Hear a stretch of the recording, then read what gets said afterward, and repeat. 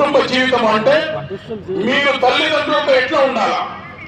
హదీసులో చెప్పబడింది, తల్లి పాదముల కింద స్వర్గం ఉంది. తల్లి సంతోషమైతే అల్లా సంతోషపడతాడు. తండ్రి స్వర్గానికి ద్వారం అని చెప్పబడింది. తల్లిదండ్రి సంతోషమైతే అల్లా సంతోషపడతాడు. తల్లిదండ్రి కోపపడితే అల్లా కోపపడతాడని చెప్పబడింది. ఒక సహాబీ అడుగుతారు, యా రసూలల్లాహ్ సల్లల్లాహు అలైహి వసల్లం, నేను నా తల్లి వ్యాధిలో ఉంది, నడవలేని పరిస్థితిలో ఉంది. నేను ఒక బుట్టలో తల మీద ఎత్తుకొని నడిచి కాబతుల్లాకు వచ్చి హజ్ యాత్ర చేసి తిరిగి వెళ్ళినాను.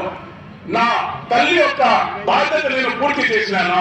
నా తల్లి యొక్క హక్కు నేను పూర్తి చేసినానా అని అడుగుతారు. అతనికి జవాబు చెప్తారు, నువ్వు పుట్టేటప్పుడు నీ తల్లి బాధతో ఒకసారి అని చెప్పేదే, దానికి కూడా ఇది సమము కాదు.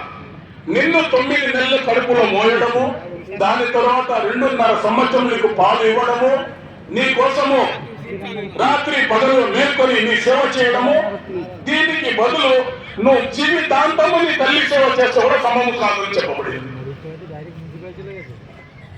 మన ఇస్లాంలో తల్లి యొక్క బాధ్యత ఏమని ప్రపంచంలో ఏ బుక్కులో లేదు.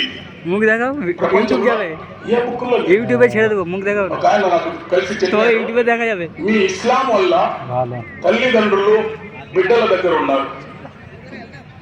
మా క్యాస్ట్ లో ఇది లేనందువల్ల మా తల్లిదండ్రులు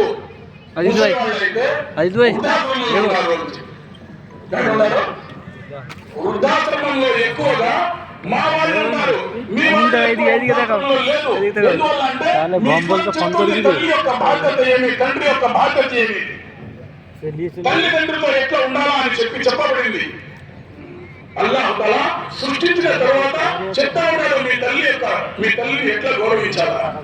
అదేవిధంగా చెప్పబడింది, భార్య యొక్క ప్రేమ మీద తల్లికు కష్టపెట్టకూడదు, తల్లి యొక్క ప్రేమ మీద భార్యకు కష్టపెట్టకూడదు. భార్య హక్కు ఏమి చెప్పబడింది, తల్లి హక్కు చెప్పబడింది.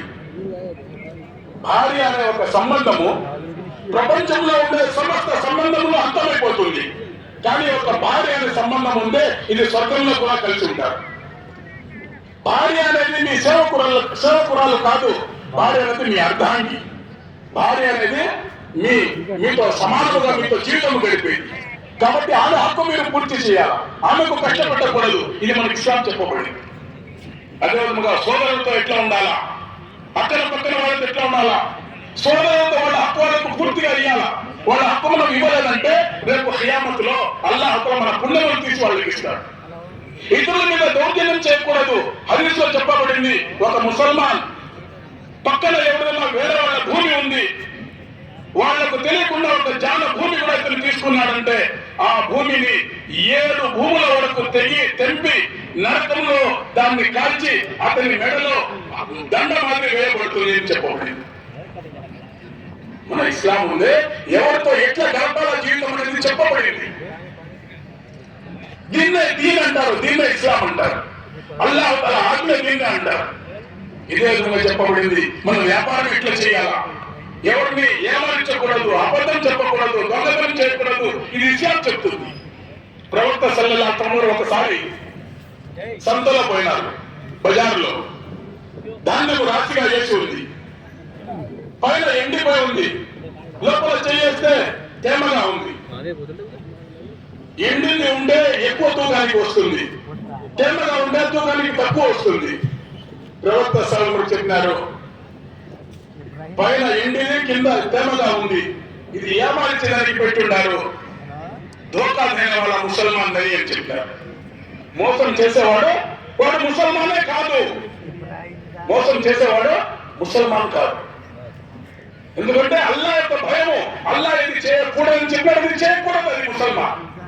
అబద్ధం చెప్పకూడదు, దొంగలించకూడదు, తూచకూడదు, తక్కువ కొనియకూడదు. ये रखना क्या रखना टिटस దీన్ని ఆచరించేవాడు ముసల్మాన్. ये व्हाट्सएप का नंबर क्या చెప్పబడింది, आगे वीडियो कर लो पहले. हाँ ఇతర మతస్థులైన व्हाट्सएप जाओ व्हाट्सएप में जाओ, इधर है व्हाट्सएप बैक मार ఈ సమస్త జీవరాశులు నా యొక్క కుటుంబము, సమస్త జీవరాశులు నా యొక్క కుటుంబము. మీరు ఎవరికైనా సహాయం చేస్తే నాకు సహాయం చేసినట్టు, మీరు ఎవరికైనా కష్టపెడితే నన్ను కష్టపెట్టినట్టు. సమస్త జీవరాశులు నా యొక్క కుటుంబము. మీరు ఎవరికి సహాయం చేస్తే నాకు సహాయం చేసినట్టు. ఎవరికైనా మీరు శిక్షిస్తే वीडियो में हाथ मारो, కష్టపెడితే నన్ను కష్టపెట్టినట్టు. वो नहीं ముసల్మాన్ గురించి చెప్పబడింది. ముసల్మాన్ అల్లాహ్ ఆజ్ఞలను తూచా తప్పకుండా ఆచరించారు. बैक कर बैक ఎందువల్ల అంటే ఈ ప్రపంచ జీవితం అసలు కాదు, అసలు జీవితం మరణం తర్వాత వచ్చే జీవితం. ए नंबर पे హదీస్ లో చెప్పబడింది, అల్లాహ్ తాలా ఈ ప్రపంచాన్ని वही तो वीडियो पर శాశ్వతముగా ఉంచడానికి సృష్టించలేదు. అల్లాహ్ తాలా ఈ ప్రపంచాన్ని అంతం చేసేదానికి సృష్టించినాడు. हाँ ఒక రోజు ఈ ప్రపంచం అంతమైపోతుంది. ఈ భూమి, ఈ ఆకాశము, ఈ సూర్యుడు, ఈ చంద్రుడు మనకు ఏమేమి కనిపిస్తా ఉందో అంతా అంతమైపోతుంది. కానీ ప్రళయ దినం అంటారు.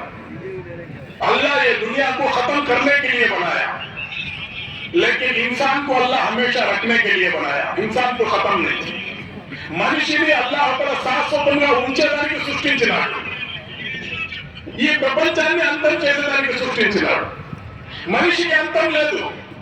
ఈ రోజు ప్రజలు ఏమనుకుంటారంటే, ఒక మనిషి మరణిస్తే అతను భూమి లోపల వేసి పూడ్చిపెట్టేసినామంటే కొన్ని ఏళ్ల తర్వాత అతను మట్టిలో మట్టి కలిసిపోతాడు, దాంతో జీవితం అంతమైపోతుంది అనుకుంటాం. కానీ అల్లాహ్ చెప్తాడు అది కాదు. అల్లాహ్ చెప్తాడు, మనిషిని నేను అంతం చేసేదానికి సృష్టించలేదు, శాశ్వతంగా పెట్టేదానికి సృష్టించినాను.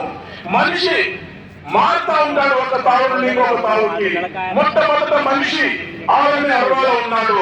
ఆలని అర్వా అంటే ప్రాణములు ఉండే ప్రదేశము. శరీరము లేదు, అక్కడ ప్రాణము రూపంలో ఉన్నారు మనుషులందరూ. మొదటి మనిషి ఆదం అలైహిస్సలాం నుండి చిట్ట చివరి మనిషి ప్రపంచంలో ఎవరు వస్తారో అన్ని మనుషులు ప్రాణముల రూపంలో ఉన్నారు. అది మొదటి మన ప్రదేశము. రెండవది అక్కడ నుండి అల్లాహ్ తాలా ఒక్కొక్క ప్రాణిని తల్లి కడుపులో 9 నెలలకు పంపిస్తాడు. ఇది మొదటి స్టాపింగ్. ఒక్కొక్క ప్రాణి తల్లి కడుపులో 9 నెలలు. అక్కడ నుండి భూమి మీదకెల్లా పంపిస్తాడు. 60 ఏళ్ళు 70 ఏళ్ళు, మించి మించిపోతే 100 ఏళ్ళు.